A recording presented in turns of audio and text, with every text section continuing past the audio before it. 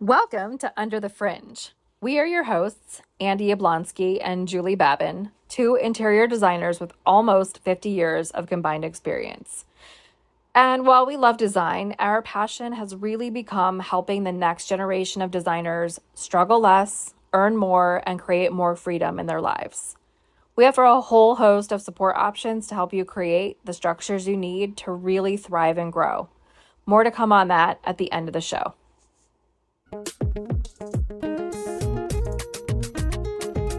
Hello. How are you today? Hello, welcome back. Thank you. Thank you. So it's another day in the life of Under the Fringe where we are peeking under all the things that make up a design business. Welcome, welcome. You're here. What are we talking about today, Julie? We are talking about something that we're very excited about. And we think will be extremely important for all the designers out there. Young designers, I think, even established designers could really use this as well. But we're calling it How to Create Your Niche. And actually, we're distinguishing, of course, a niche is important, but we're also expanding on the topic and really diving into the bigger term, which is your brand, because that's sort of like a bigger overarching piece and philosophy. And I know it's something that not everyone likes to talk about for some reason, but I think it's very important. And I think a lot of, especially if you're a designer and you're creative, you do have those two things. And one of the reasons why it's so important is I think fear will tell you, well, I'm just going to sort of like market my services to anyone. And you kind of go down this path. And maybe you've tried that, maybe you haven't. But if you have tried it, you might realize that it's not working. And if you haven't tried it, don't. But what we were just talking about is if you are trying to market your design services to sort of any client, you're actually marketing to no one. Yep. So for some reason, there's a lot of fear around this topic I've found, but don't be afraid. Hopefully this podcast will help you break down your fear and understand why it's actually really important to go all in. And it's exciting because really you get to celebrate like what you're the most passionate about. Yeah. So I read this statistic. It's been a while now since I've heard this, and I sort of love it because I feel like it takes me off the hook for a variety of things. And it is this: 1 out of every 5 people that you meet and meets you, there's just no chemistry. Like there's an instant, like, I don't like that person. And there's no rhyme or reason. It is just like nope, I'm out kind of a feeling. And so, if you're automatically already like repelling, right? Let's just say 20% of the population. And then you've got 80% left. Like, so now I don't even have to like worry about 20% of the population because I already know that they're not going to like me. But now I have 80% of the population to worry about. And I'm like, just as somebody that no longer worries, but used to be a fairly high intense level worrier. Good job. Thank you. It's taken a lot of work, of work. But the idea that maybe I just focus on like 25% of the population. And then I'm just worrying about way fewer things. And I think like I love this idea for a couple of reasons. One, I've spent the better part of like the last 13 years on this spiritual journey to be as authentic as possible. We're human, digging into the shadows and really unearthing who we are is a hobby and a passion, I would say. So if I'm doing a hobby and a passion of authenticity, authentically, what I want is for people to recognize themselves in me, right? Mhm. We are attracted to like-mindedness, and I think this is this opportunity to really um let your authenticity shine and allow your tribe to find you Yeah, versus you people go who out. share your values Yep. will really feel safe and like seen and heard. I mean, there's so many reasons why this is a good idea. Yeah. And so, but I do feel like it's a pathway towards attraction versus hunting. Yeah, exactly. Yeah, So that's because what I we think about it. honestly believe and have proven time and time again that I think the best, most successful moments in our businesses have it's almost like they come out of nowhere. Yeah. So I true. mean, I don't know how many times it's happened to both of us. Yep. They Yep. just kind of come in like a lightning bolt in a good way, a good lightning bolt, Mhm. not a destructive one. Yeah. And I do think that however your clients are finding you, so what I my own experience has been, so I guess we could talk a little bit about this. There's two stories that I think we should tell. Um, Okay. one is we worked at a firm that was client centric. So um, the firm really focused on like what was the architecture, what is the client's taste, who are these people, and how can we represent their design aesthetic, Hmm. elevate it, and really make it like their it's their taste on our level, right? Hmm. Um, and so some might say that that's not a niche, and I would argue that it actually is a niche. It is, yeah. Yep. And the niche is that they found that company and appreciated the philosophy, Yeah. aligned with those values, like they wanted their own taste reflected there. Um, and so I am that designer. So I don't have a branded look. My niche is also my brand in this case, but it doesn't always have to be, right? So it's an interesting thing. And then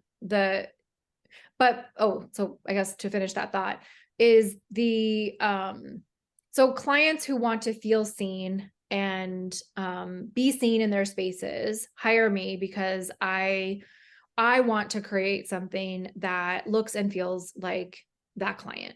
Um, Hmm.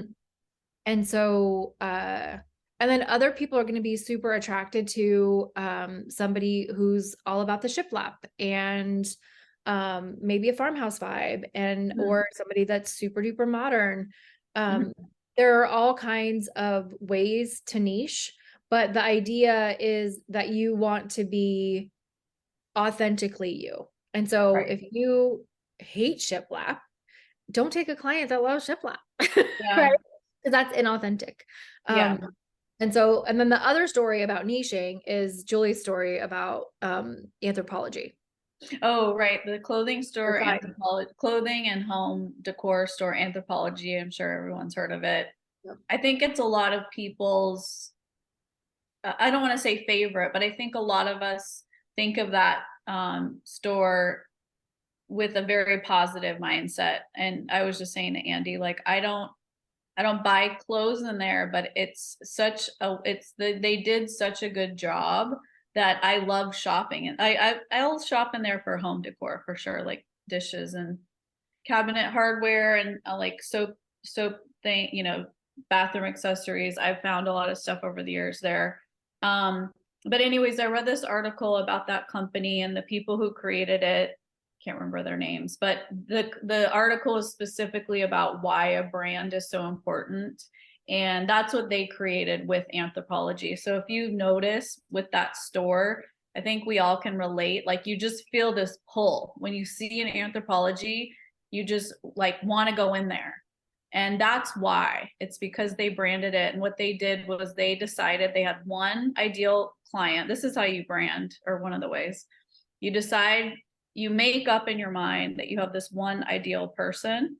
And so they made up a girl, and she's bohemian, and I forget what else. But they go all in on what she wants and what she's going to do and where she's going to travel and how she's going to decorate her apartment, what she's going to wear, what she's going to wear to the office and to a cocktail party and da da da da. And they just focused on her. And so if you're wondering with stores like that, why do I feel pulled to go inside? Even though, like, I mean, I don't buy their clothes, but if I walk past an Anthropologie, I for sure go in. Um, I they just do a had great a job with thought. their windows. Obviously, their window Yeah. displays are beautiful. But that's a an example of how powerful, like, to not be afraid, because we've all experienced that feeling, like that store pulls you in. I don't know anybody who doesn't like that store. I think as you were talking, it occurred to me, I go in there as well. And I do have a little boho in me, definitely is shows up in my home and sometimes in my clothing. Um, it's just a touch. It's not full on. Flash. What I heard you saying when you were like, I love going in there, I feel pulled. I actually think part of the allure of going in there might be that whoever their ideal client actually is feels so seen and so Mhm. heard that we all want to feel that way, right? We all want to feel that seen and that heard. And I think we were just saying this a second ago that a great brand attracts, it doesn't hunt. And Mhm.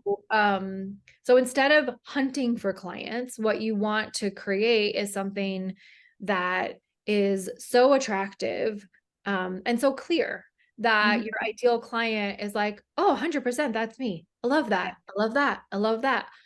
And then at some point when they are ready to pull the trigger, and I mean, interior design is often a long game, right? Yes, very It's much. a lot of money. People have to save up.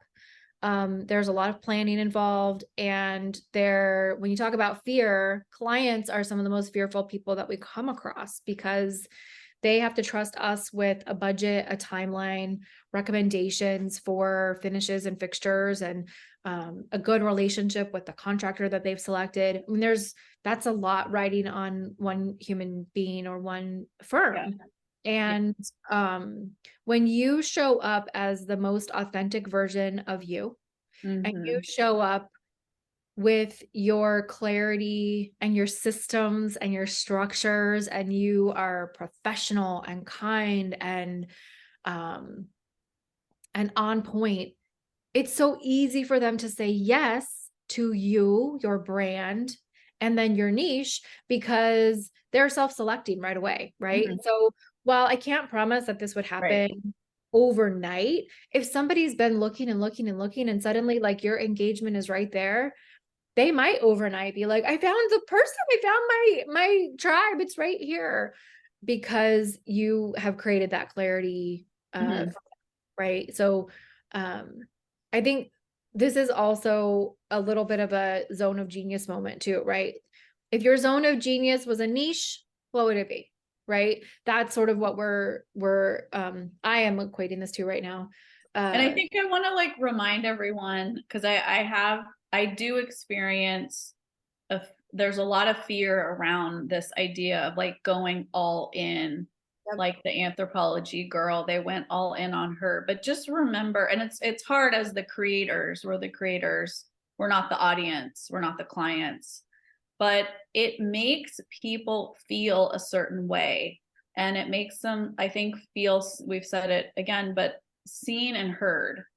And so, like, just trust that this works. And you could look up, articles about branding, but it's extremely powerful. And so I understand the fear behind it, but just remember, like, there's something that we're tapping into within the person that we're looking to serve. It could be like shared beliefs, shared values, like unspoken things, and just trust in the power of it is what I would encourage people to do. And I think while I mean, I think I have done at this point most every style of interior architecture and design over a 20-year career. Yeah, yeah, definitely. I don't like all of them. You're never gonna see Bouillon Fringe on my Instagram page, even though our podcast is Under the Fringe. I'll always be looking under the fringe, but I'm never gonna use it. I don't love fringe. I mean, I love our topic. I love our name, but I don't, but I have done so many different kinds of fringed pillows, curtains, bedding, Yeah. like Samuel and Sons, I think knew me by name at one point. Mhm. Right. But that was when I was working for a firm, and my job was to understand and relate to every client that walked in the door. Now that I Mhm. have my own firm, my desire is to never pick up patisserie again. I would like to not. Is that crazy? No, not at all. I think it's great, because I mean, well, Andy and I have the gift of having, worked on those projects over the years, which is great. And maybe not everyone's going to have that experience, but it taught me to not be afraid, to focus on what I enjoyed doing the most. I think you could do that from the beginning, though, is what we're trying to say. Like if you're starting out, and if you're not starting out, I'm sure you'll know what we're talking about, that you've had those type of projects. But I mean, why not? It's kind of like life. It's like time. It's like, how much time do we have? Like, start now. Yeah. Well, I think that's the main point behind this is life is too short to spend time doing things that you don't like. So if you're going to spend time attracting someone, maybe attract the person whose project you would like to work on versus the project you don't want to work on. Yeah. And so if you are narrowing your focus, and finding, so I think it's Marie Forleo that says riches are in the niches, Hmm. but she doesn't know how to say niche. Yeah. uh, Niches are in the niches. Maybe are in the that's why. niches. There we go. But but she is, I feel like that philosophy has taken a lot of people to great profit. Yeah. And so if you are struggling finding clients, this is one way to let that struggle lighten up. So Hmm. finding, again, like focus on what you love. People, there are plenty of people that love what you love, right? Yeah. And so when you are, and I mean, I'm just a huge proponent of joy. Um, Hmm. and I will like authentically say, like, I had a shit morning and I used one of our practices as we were getting on here, and I feel so much more joyful right now because Yeah. because It's important. um I'm choosing that partly. And then also I think that my joy showing up here in joy is it's my privilege to be here, and I don't want to show up in a bad mood. And so, and I know that when I show up and I'm laughing and I'm happy and I'm doing all the things that really light me up, that is an attraction point. And so it's much easier to attract from a place of joy than it is from a place of Yep. frustration or resentment or lack. It just is. And Yeah. so it's I'm always trying to find a way to, like, how do I motivate people to understand this? But I think sometimes, I mean, I completely agree, obviously. And I've noticed over the years, like our work as designers is literally solving problems. Okay, right? Your client needs X, Y, and Z design, the rooms, the this, the that, the functionality, the family, the dog, whatever, the architecture, all this stuff needs. And so you're just solving, solving, solving, solving. And so for me, like if someone doesn't like something, I'm just like, great, I got another solution. Let's go. Like yeah. it doesn't get me down. But anyways, I've just come to teach myself over the years that in order to solve problems, which is literally the one of the main points of this career and this job, is to be a problem solver. And if I, like, just like what Andy was saying about being in joy, if I'm super stressed out or I'm really upset about something or whatever negative emotion, I cannot solve a problem. Like I just can't. And so I've just learned that over the years Wow. that I sort of, and I think at our old company, they called me Switzerland because I didn't show I just remember that just now. I didn't show emotion when like something was happening, like something was going sideways or getting a little squirrely, or maybe something bad was happening. I just was like, all right, what are we going to do to fix it? And I didn't even realize I was doing that. But they called me Switzerland because I stayed neutral. And of course, inside, I had my own roller coaster, going on. But I've learned over the years that I genuinely, just like Andy was saying, we did the shake it off exercise. Yep. Which we can talk more about another time, but that changed our energy and got us back into joy. And so if I'm going to be solving problems, I need to be happy Yep. and having fun. That's one of my words I use a lot. And so the same thing with branding. Like you want the brand for you personally to feel like, oh yes, I love this. I'm so excited. And you get up in the morning and you're like, let's do it again. Let's do more. Yeah. And you just see endless possibilities. So we're always talking about energy, and those type of energetics will attract the people, whether it's employees, clients, even friends, vendors, contractors. I mean, everything in your life can be, is a lot better when you're in a state of joy. We're not saying that you have to be happy all the time, because we know that that is not realistic, and we don't want you to shove your emotions down. We're not trying to say, don't be sad, or take the time that you need when you're feeling frustrated, you're feeling angry, you're feeling sad. Like, of course, you have to deal with those things, but just ultimately, just knowing that these energetics of a joyful space is going. And so that's what branding is. You're just like, this lights me up. Like, I don't know why I like all this stuff, but I just freaking love it. And I do think that we were all put here to like different things. And I think the beautiful thing, I used to really judge myself about what I liked compared to what other people liked. And now I'm like, no. We're supposed to like different things because there's different people that will gravitate towards our work. And so we just want to encourage you to like really like lean in to that space, whatever that is for you. Yep. Like, go to town.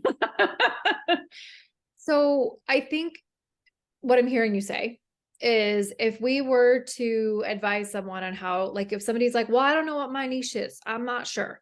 What problems do you like solving, right? In addition to what lights you up, like what things are you enjoying about what process, right? So are you looking to do kitchens and bathrooms? Is that your jam? Like, I know a designer in the South Bay who doesn't want to touch a stick of furniture, like has no interest, but will design the interior architecture of spaces up, down, and sideways. Yeah. And she joyfully passes off. Like if a client's like, oh, I'd love furniture, she's like, let me tell you about my friend.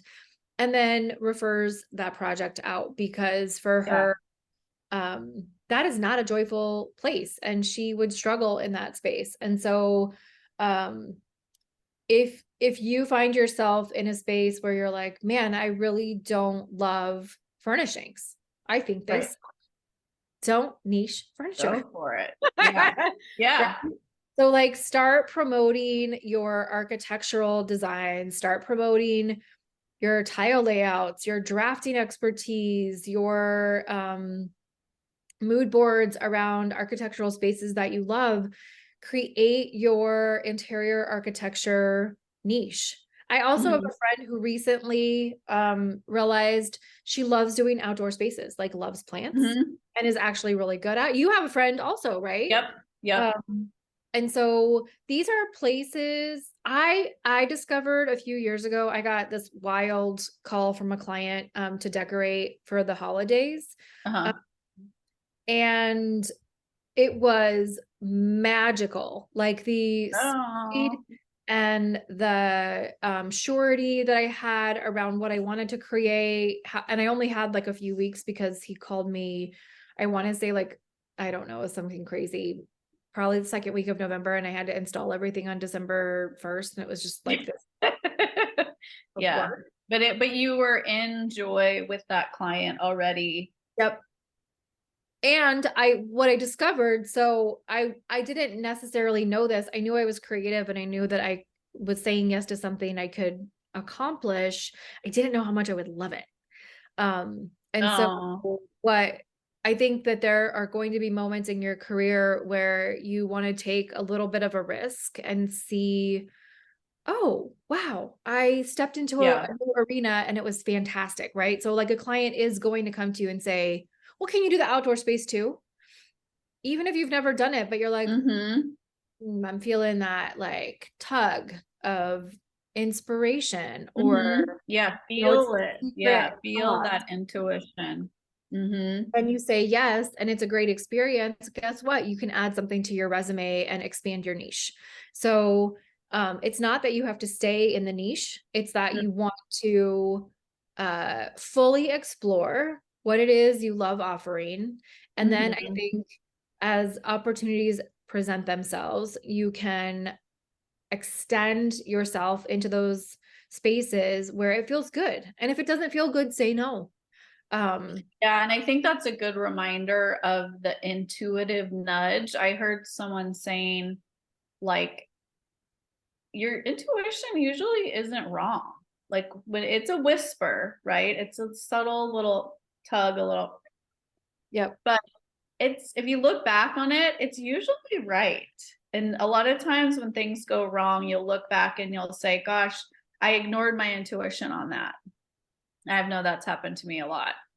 My And desire so, for women right now, women especially, but most everyone else, is that you strengthen your muscle of intuition so that you never have to look back with regret and say, I knew that in the moment and I ignored it, because yeah, it's exactly. So actually I was just gonna powerful. say, it's like, it's pretty much always right. So I would say get good at listening to the, hey, it's just like a tap on your shoulder, like, Yeah. hey, I like you were talking about the I think you were talking about the Christmas decorating project Yeah. that you now love, like 3 years later. Yep. And because there was a little tap on your shoulder that was like, explore this. And Mhm. then you did, and you were like, I love this. And I've had that happen too, but I would just acknowledge or encourage everyone to like listen to that tap on the Yep. shoulder. It's subtle. It is subtle, but Yep. I would say get really good at following your intuition. I mean, I would almost say that your intuition's never wrong. So like you're going to be batting pretty high Thousand. if you start doing more of that, a lot more of that. I for me, I feel the bad, like the little like nope in my stomach right away, like 100%. Um, Yeah, there it is. and so I think it's helpful sometimes to know where you feel it, because Mhm. your body knows every single time. And Right. I heard this about dating, and I would say it's true for also everything else. If somebody's a maybe, Hmm. including you, you're actually a no. And so if you feel Yep. maybe energy from a person sitting across the table from you that you're thinking it could be a romantic partner, and you're like, yes, and they're like, I don't know. That's a no. That's a hell no. Hell no. Yeah. Or even this, like you're sitting across from somebody and you're like a yes, and they're like, maybe, right? The body Yeah. language is almost right, but then no, it's not right. Because maybe, right, you want the yes, and you also want to be a yes. When Yep. you are saying yes, you want to be a yes, and you'll feel your yes. And again, this is practice. It's not I think some people are like freaking bang on with their intuition. They know right away what to say yes to, what to say no to. They have a lot of clarity. I had to work to get Yeah. that. I think they've practiced it. I mean, I don't know. Like my nephew is a natural, um, he's an immediate responder, and he knows exactly, like his mind is so clear. Um, Yeah. and Right. And he at 13 is like one of the most magical manifestors I've ever witnessed. And I think part of that is because his clarity has not really ever been compromised yet. And so we'll see what happens as he moves forward in his life. But Is this the nephew who sings, I am a genius? that's the one. Okay, well, I mean, so he's priming himself already with that song. He had people in his life from a very early age that used to just say to him, you are a genius. And I think he like walks through life believing that, because Yeah, why would that's he think differently, very right? powerful. He had parents and grandparents who constantly, and aunties, tell him that he is something really special. And he honestly, like 100% is like, yeah, I am, without any kind So of he totally trusts himself. he does. And so I often look at him and think, my God, what a gift to like just have somebody believe in you with that kind of um purpose and even like fortitude, and for him to go just recognize it. Yeah, yeah, that's me. I get it. That I Yeah. right. That's 100% who I am. And I mean, so I want everyone to feel that way. I love me that. too. I mean, yes, that is so. If your intuition is a quiet whisper, uh and you have to just get quiet to hear Mhm. it, get quiet. Mhm. And or Yeah. uh or strengthen it so that you know where it's coming from and you know what it's saying when it is speaking to you. Yeah, because I think your nephew is a good example of a young person as a child having the adults around him validate and confirm. And so now, if that didn't happen to you in your childhood, and we're all adults now, and you have to do it for yourself, and it takes, I do think you're right, Andy, it takes that quieting. Um, but I would 100% encourage people to do that. Yeah. I mean, it's a little off topic, but as women, especially, we're constantly told to ignore how we feel. So, right, smile.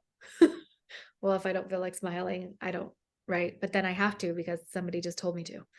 Uh, there's all these cultural cues that happen that have eroded our intuition. So, if that feels true for you, then there's some work to do around finding your intuition. But the um, the gold in getting it is that, you know, when you're saying yes to something, it's not just a learning experience anymore. Like you can really trust that this is a bona fide, I want to do this thing, and I don't have to have a painful experience to say no to something. I can just say yes because I know deep down, or I can say no because deep down I know that it's not right for me, or I can say yes because it is.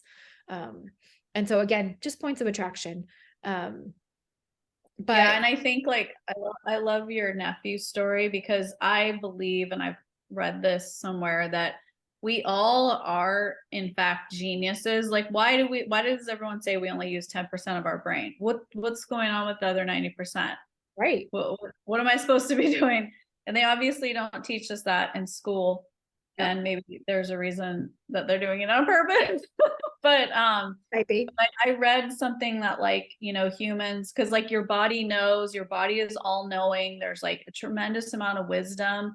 It's obviously not encouraged in like our general schooling and maybe family or wherever. And so you have to sort of go outside of those circles to develop it. But if we're born that way, we have like all this intuition, all this intelligence. yeah, So your cousin having, or nephew saying he's a genius. I think that we all are geniuses in our own ways. And actually what's happened over time with school and whatever organizations we've belonged to, maybe dull that down and put you into these boxes and all this stuff, but get back to like believing like, okay, if you are a genius, then your body is incredibly intelligent. And so I think the statistic that I read was that we are born geniuses, and by the time we're like high school, 18 or whatever, um, only like 20% of people would still like pass as a genius if there was like a test. So, anyways, it just goes to show that like so much has affected us, right? Yes, absolutely. And so like all of these things that we're encouraging to you is really just returning to yourself. I Just saw it's just who you already are, but just peeling back the judgment and the shoulds and just get that stuff out of the way. And that's the intuition is under that voice, that soft, subtle voice is in there. yeah. And go ahead and trust it. Yep, it's so true. I saw a great quote that said, aging is the process of returning to who you actually are. I love that. And that is so true. Like I noticed that as soon as I turned 40, it almost was like I felt like a sigh of relief. Mm, Like I don't have to, I don't know what I was contorting myself or whatever I was doing, but I just felt this like, oh, I can just like relax or something. And each year as it goes on, you get to know yourself. Like, of course, there's the vanity, like, oh, I wish I looked the way that I did when I was younger. But I wouldn't trade like my knowledge.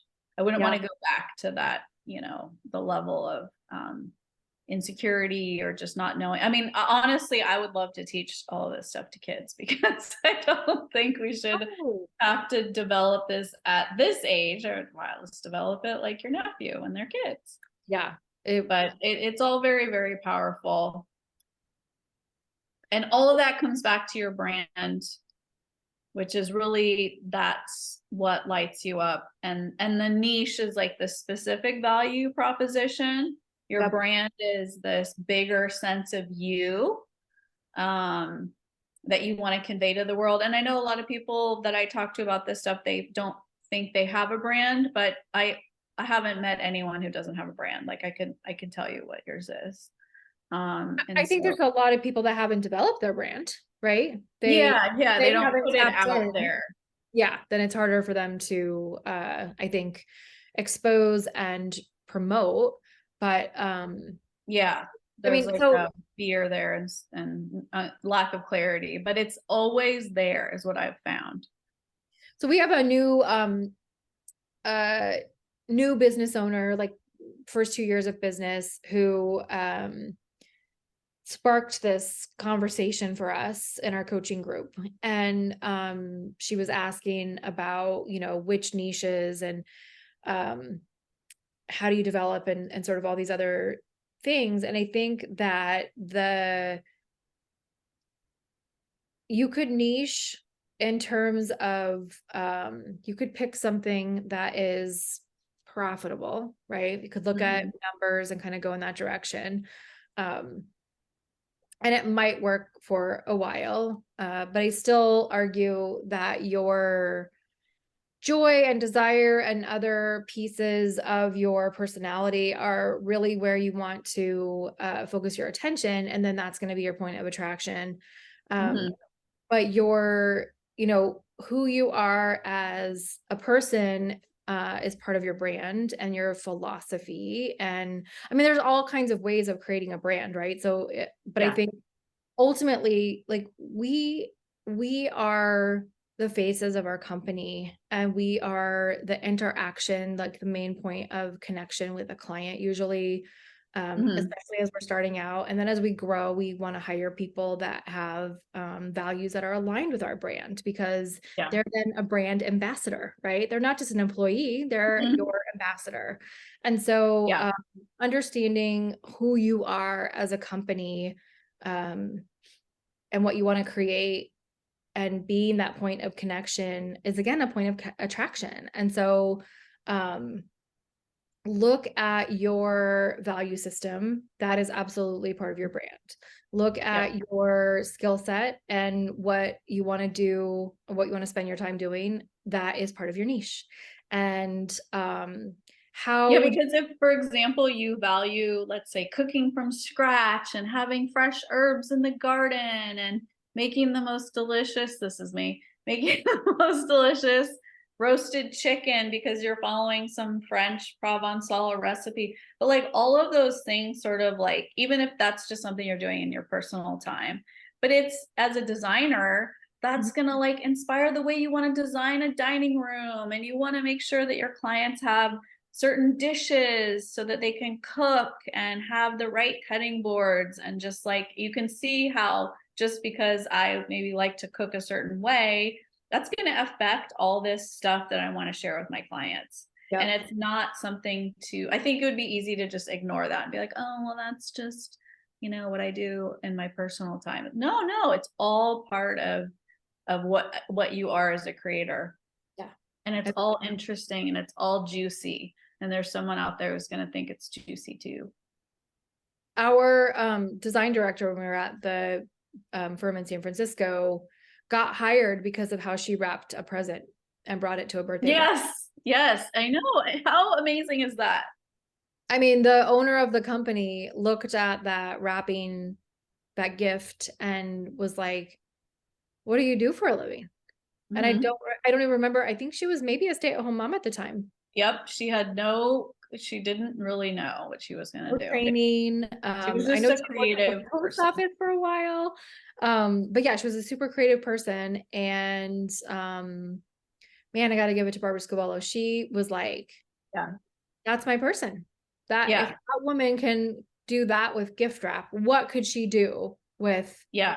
room and fabrics and furniture? And they really didn't know at that point.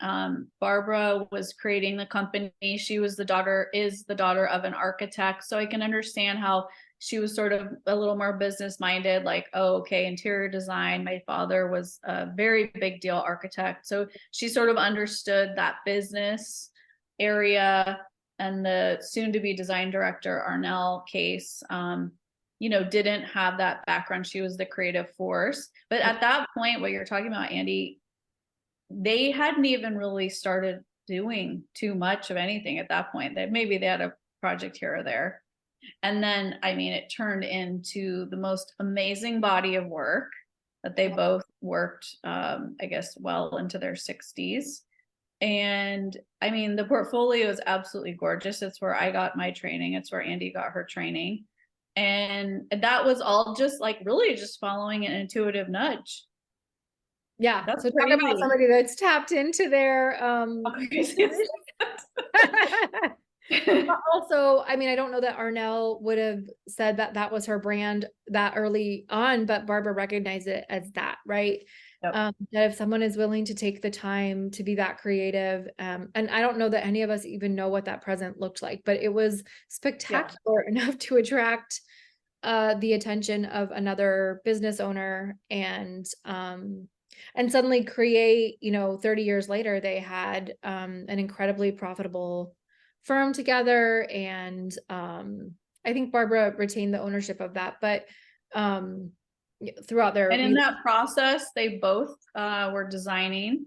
Mhm. And then I think around 5 years in, Barbara was able to be honest with herself and realize, like, actually the projects come out when I lead the business side of it and Arnell leads the design. And they were able to kind of create their roles by being honest with each other, through a process of discovery, which again, I think is so interesting, similar to how Andy, you found the lovely, like, very, what's the word, where you're doing your Christmas decorations on that very large property. It's a large community Yeah. that is, I think, large scale. It's exterior. It's decorating at the holidays. And Yeah. so it's similar to that, where you're able to sort of find this little thing, and it's almost like a breadcrumb. It's like, Oh, I mean, in that instance, actually, we actually had to fabricate so many things because the property was so big that like things didn't exist at that scale. And so hmm, I think that was the thing where I was like, oh, I can think really quickly, that come is up so with your an jam. idea. And then I mean, again, magically paired with a contractor who was like, I can execute that. Like Yeah. every single time there was not a moment, and we brainstormed a lot of different things, but at the end of the day, I wanted this like incredible 10-foot wreath. Um, Hmm. and he made it happen. And then I had, like task rabbit. So my point is that I think there are I responded to that poll and then pulled something off that was kind Yeah. of amazing. And it was sort of like the right team, the right circumstances, all these things. And now I can say, well, yeah, I could do a large scale facility. I personally would say also, I do not want to work that quickly or that hard in that kind of time frame again, because it was very challenging. But I had a Yes, big enough since like budget that fine tune that. I made it was possible because the budget Yeah. was You even listen to your and sorry? you listen to yourself on that even further when there was like recently when there was scheduling Yep. things that were coming up with that project, you continued to listen to yourself and you recommended to them, oh, actually, this is the schedule that works for me if you want something else. And so you continued to listen to your intuition as because that's what it is. The years go by and you refine what your intuition is saying. Yeah. But what is also thinking when you were talking about the big wreath, like one of your zones of genius, Andy, is like building things from scratch. I love We it. can call it custom, but I think like really inventing something out of nothing, something that wasn't there before. And so when you start to listen to like, oh, these are like, that's one of my things, Mhm. I like to build things from scratch. Maybe not personally build them myself, but like envision it, imagine it. And so like that's one of the things on Andy's list that she really loves. And so when you have your list of things, like let's say you have 5 or 6 things, so that when those little projects come along, you're like, oh, that actually touches on like 3 of my zone of geniuses. Yes, the answer is yes. Yeah. I mean, it's why most of my projects have tailor-made furnishings, Right, because I don't exactly. like there's a part of me that's like I don't see what I want in the world, and so I would rather Yeah. create it. Yeah, Um and and they're just, like that's none of very it, much your brand. yeah, and none of it is particularly like I don't think that there's a line of furniture somewhere in the things that I've made in the past. But like it doesn't exist, and until I'm like, oh, I need this thing. It's not in the world. I have great fabricators. I'm going to create it. And so, and sometimes Mhm. it's like a vendor has a table that's really beautiful, but it's not in the right finish, and they don't make it in that finish. And suddenly that exists in the finish Yep. that I like, because that's what I needed for that project. Um, and so, and of course we're modifying and other things, but I don't spend time trying to work with what's available usually, because at some point for me, there's too many things that have to be modified on some existing piece. It was sort of like I used to have this idea, oh, I could get this piece of clothing and then I could like tailor it in this way and make it that way. My friend was like, that's fashion design. That's not tailoring. It's not a hem. It's not a hem. Yeah. And Yeah. so, and that is just what I love doing. It's like a favorite thing for me. It Yeah. You want definitely it lights to me up. be, Yep. yeah, there's something inside of you that wants to create something completely brand new Yeah. and that, isn't already out there. And so that's such a gift that you know that about yourself. Yeah. And I think it's helpful for clients to understand that, we're not always going to be able to sit on the piece of furniture that they're getting because it's being made for them. Yeah.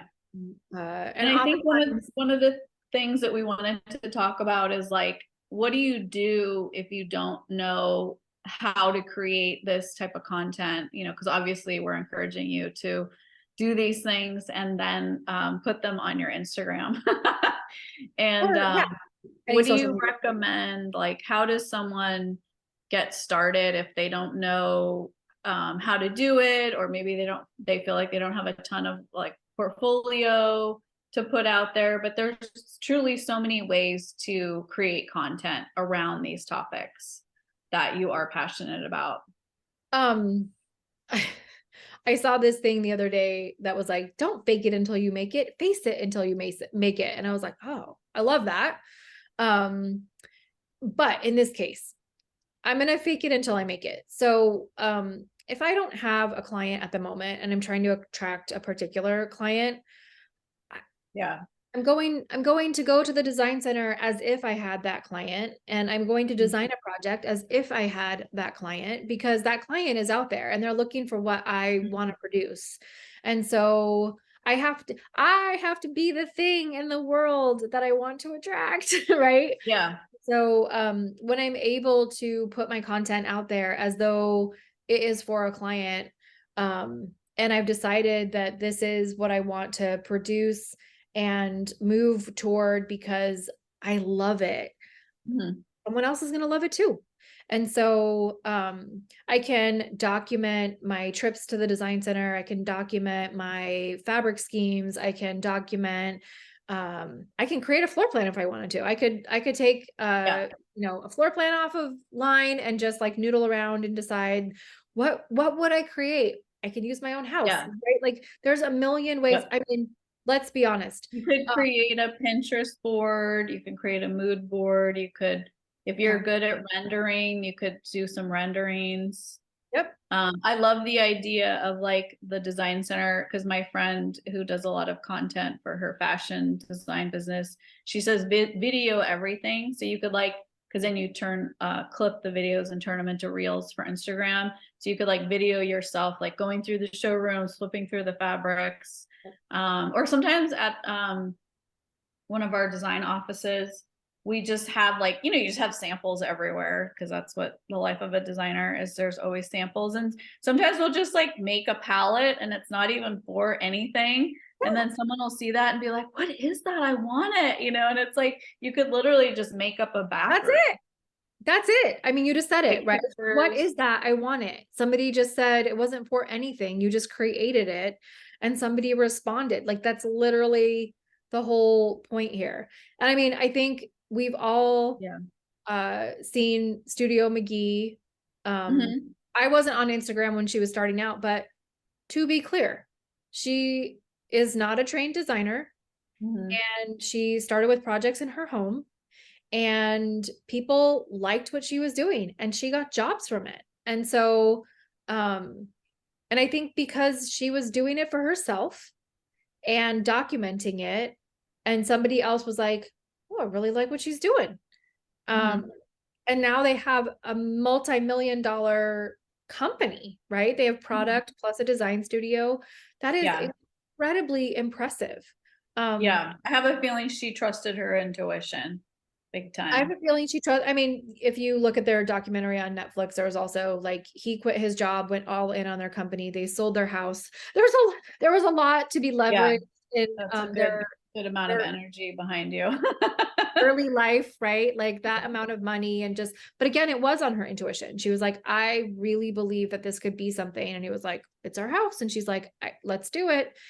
And so they Yeah. both said yes, right? And now Yeah. they have an incredible lifestyle company brand where she's doing interior design, and they have this other arm of their company that is retail. And so Mhm. I mean, I don't know of a better example of what we're talking about, although I'm sure there are many, but in terms in our arena in particular, and Amber Lewis did the same thing. I was just thinking of her. Yeah, I mean, those are two excellent examples. And I think that um there are, there was some scaling involved. There was a lot of, none of that happened with just one person, right? Like Yeah, I everybody. was gonna say, I think anytime you see these success stories, which is, by the way, why we wanted to create this community here, Yeah. because it is hard to do it on your own, and you do want to have the energy of other people behind you. But I think Amber Lewis, if I'm not mistaken, her father's a fairly well-known contractor, so she probably grew up, sort of around the business, and at least had some of the scale in mind. I mean, I would imagine she obviously created a lot of it herself, but I think, if your parent is in the business, maybe you think about it a little bit more as a kid. Or the Studio McGee example, the husband is with her. And so that's why we know that the power of community is so strong. Like you really want to have people on your team who are believing in you and helping you with the vision. Like even if they're just helping you hold the vision, and just believing in you, sometimes that can make the difference. Yep. Yep. So, again, one of our coaching clients, was asking, she's like, what about community? We're like, yep, this is it. This is where you find that. Yeah, exactly.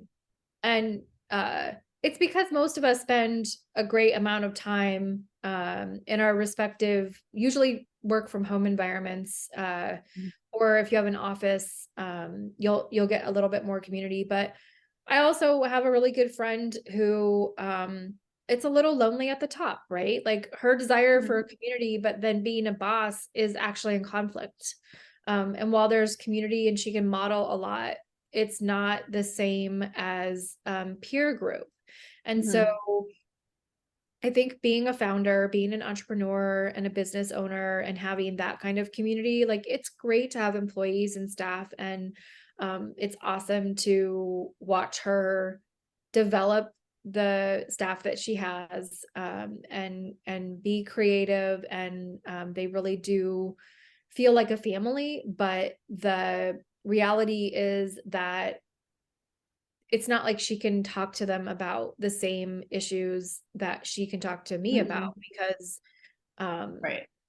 it's there's just sort of this unspoken piece around being a boss. And the fragility of being a boss is really, it's vulnerable.